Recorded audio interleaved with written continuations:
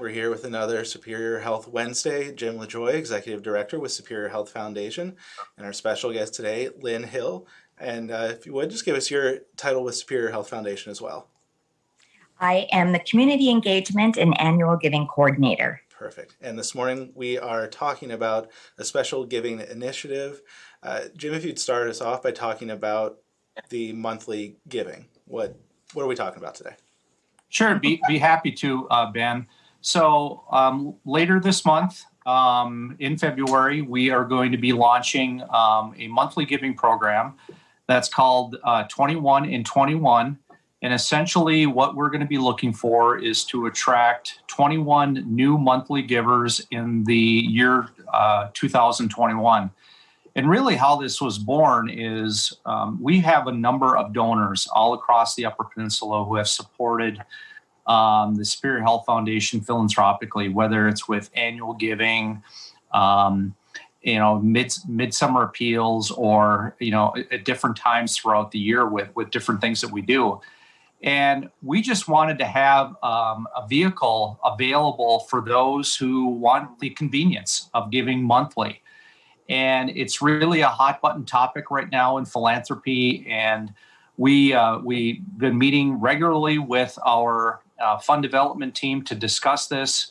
We've worked on a brochure, and we decided that this is really a good opportunity to launch something like this to increase our donor base, increase our visibility, and give people a nice, convenient option to become part of the Superior Health Foundation giving family. Good. And I think people can donate at any time, but if it's on a consistent basis that you know about, it probably helps you all plan ahead for what projects, what funds you're going to have available, and helps move things forward. So here's what we're going to be able to do. Here's how we can take your donations and directly move those forward. Absolutely. And Lynn, you can address that.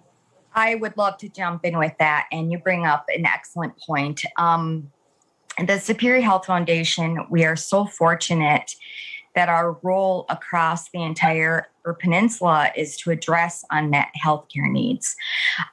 We are able to put out programs like this and information in order to raise awareness that there is a foundation that's available to really address and impact these needs financially, and in many other ways.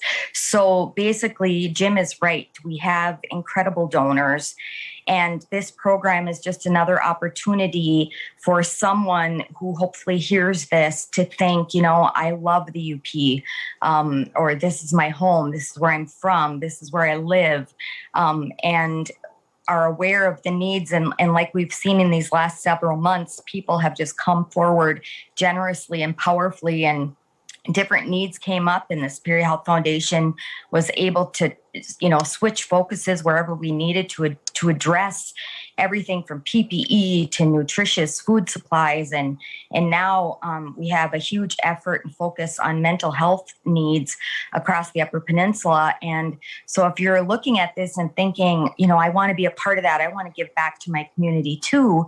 Well, having this option, imagine, we're looking at 21 in 21 because 21 individuals willing to join with us and become a part of our giving family. Imagine what that impact of those gifts combined can do to address the needs in your own backyard, your own community. And the beautiful thing about it is you'll receive a special gift becoming one of our 21 in 21. But more important than that, and there's Jim has it. It's a really cool mug, and it's just our way of saying thank you. But our goal is to keep you informed. We want you to know about the Superior Health Foundation. What are we doing? What issues are being really impacted in a positive way? You can be a part of that, and we will reach out to you, let you know how your gift is making an impact, and just encourage you, if you've been thinking about, how can I give back to the community? Do I know someone who's really passionate about unmet healthcare issues? Reach out to us. We would love to do that. And we put together the brochure Like Jim said, we have an incredible team, board of directors, and a fund development committee that consists of a lot of volunteers.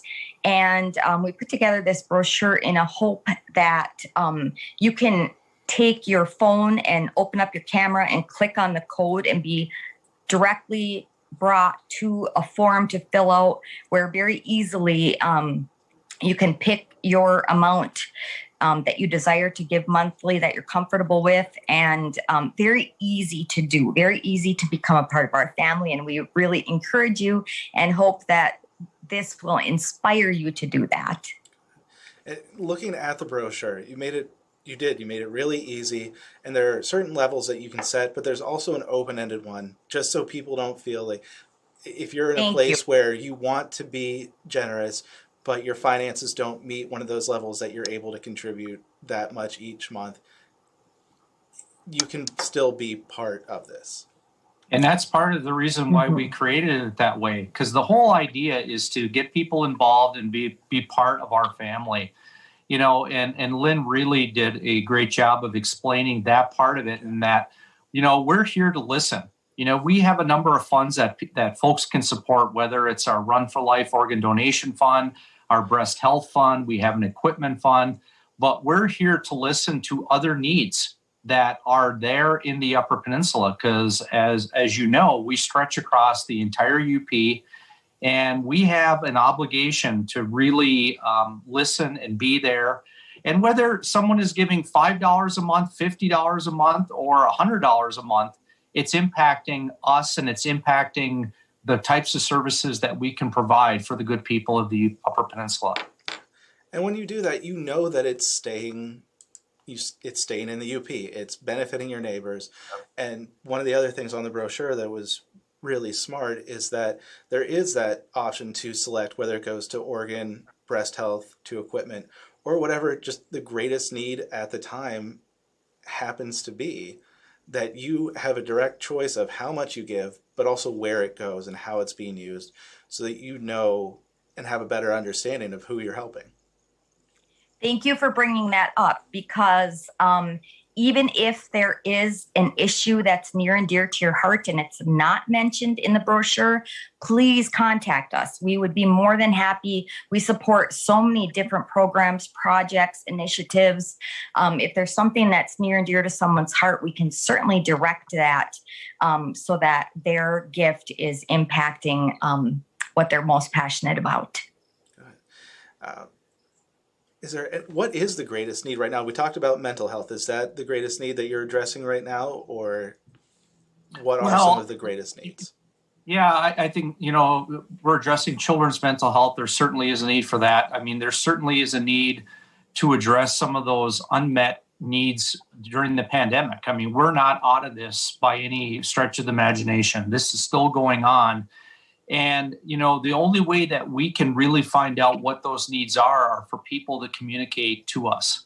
And that's when really one of the things that has really been good this past year is that we've heard from a number of people in all different parts of the Upper Peninsula, like the types of things that they're facing.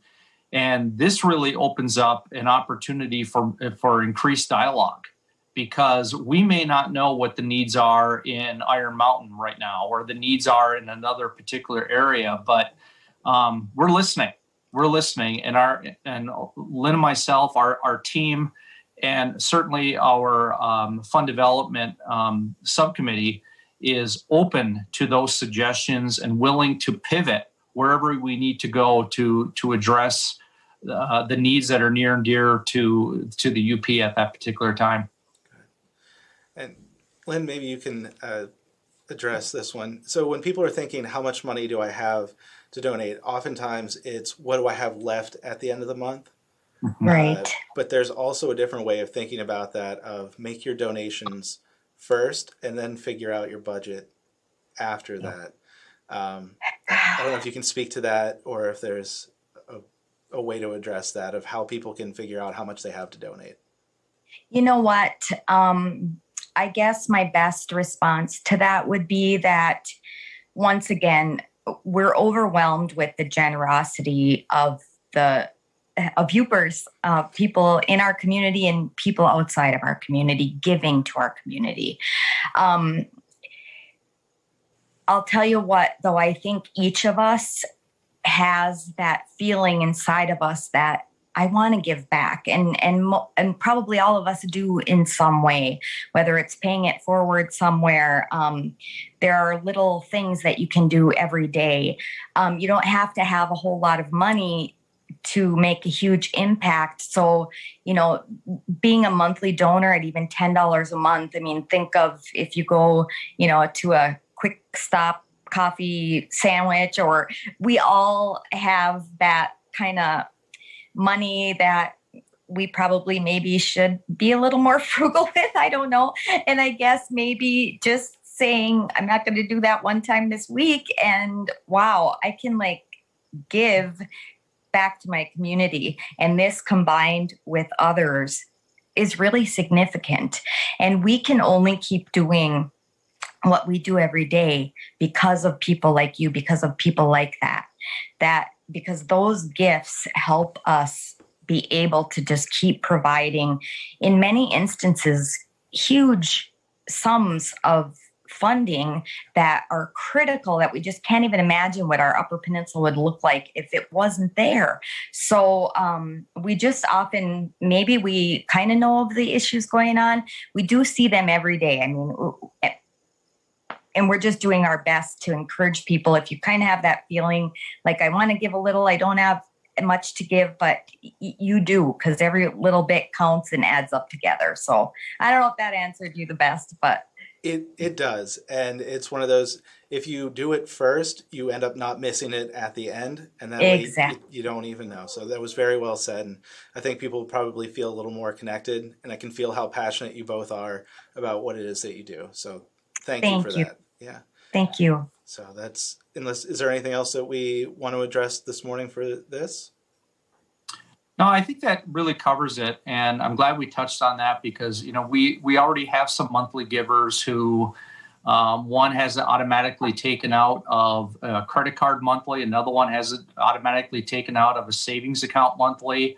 You don't have to worry about it. It's not there. And really, at the end of the day, as Lynn alluded to, if we had a whole bunch of folks giving $10 a month and you multiply that, that is significant. That's significant. And we're very hopeful that we will have a good number of people join this exclusive club. I mean, it's a great club to be a part of, and we're excited to really launch this and go forward with it. Perfect. Well, Lynn and Jim from Superior Health Foundation, thank you for joining us and getting the word out about becoming a monthly giver. And hopefully we get to more than 21 in 21, but it's a great place to start. Okay. Thank you so much. Thank you so much, Ben. Thank you.